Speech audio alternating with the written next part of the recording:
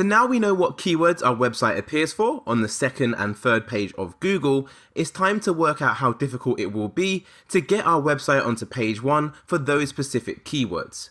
This process is called keyword difficulty analysis, which is essentially where we figure out just how difficult it's going to be to rank for a specific keyword.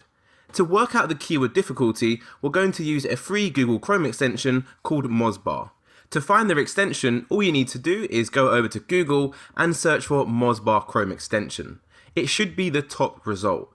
Once you give it a click, you should see a page which looks similar to this, which is offered by Moz, and obviously the Chrome extension is called Mozbar, which is one word. So once you found the extension, you need to go ahead and add that to your Google Chrome.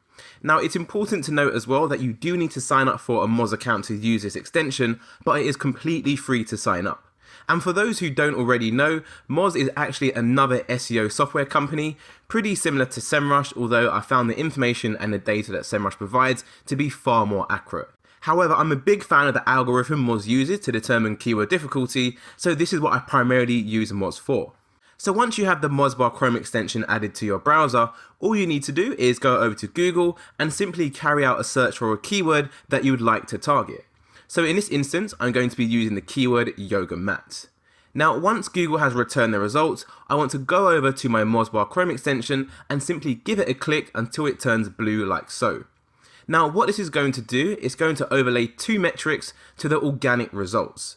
It's really important to note that it will only add metrics to the organic results and not the paid ads, as obviously what we're looking at now is all to do with SEO, which appears in the organic section. So as you can see, it's pulled in two metrics. The first is what we call PA, and the second is what we call DA. PA stands for page authority, and DA stands for domain authority.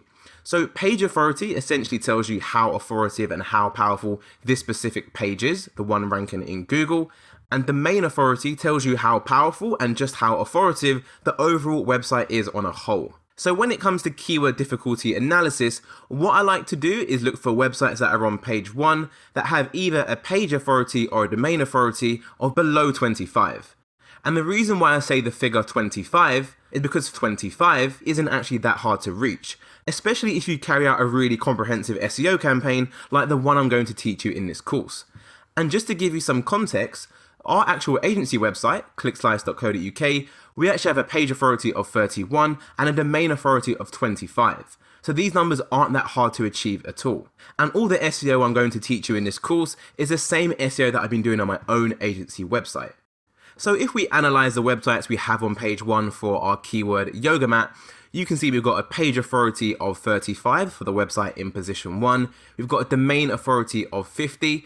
And just to clarify, both of these metrics, page authority and domain authority, they are actually calculated out of 100. So the higher these numbers are, the more difficult it is to outrank these websites, as these websites are going to be really, really authoritative. So in position 2, we have argus.co.uk, which has a massive domain authority of 89 and a page authority of 49. So again, from the first two websites we see, it's not really good signs. If we scroll down, we have Amazon, domain authority 94, domain authority 69 for Decathlon, Women's Health Mag, domain authority 88. So again, tons of more massive websites. We've got really high page authorities as well, 51, 48, and we have a 39. If we keep on scrolling down to the bottom of page 1, you can see it's pretty much the same thing. We've got another massive domain authority of 77.